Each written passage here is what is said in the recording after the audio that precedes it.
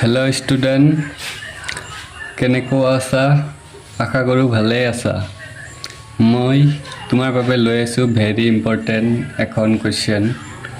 ষ্টুডেন্টৰ সম্পূৰ্ণ ৰূপটো কি?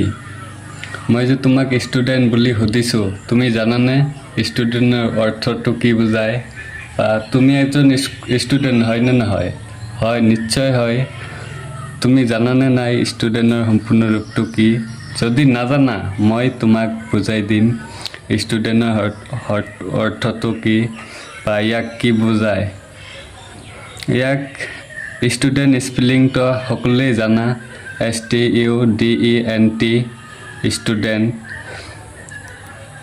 ইয়াৰ S for smart,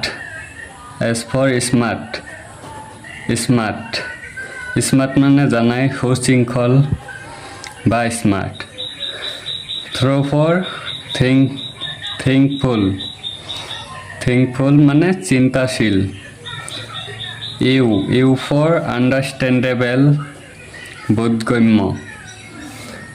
D for discipline মানে তো জানাই ডিসিপ্লিন সকলে শিক্ষক সকলে কয় ডিসিপ্লিন মেইনটেইন কৰা বাকি ইয়াকে সুশৃংখল বোলে।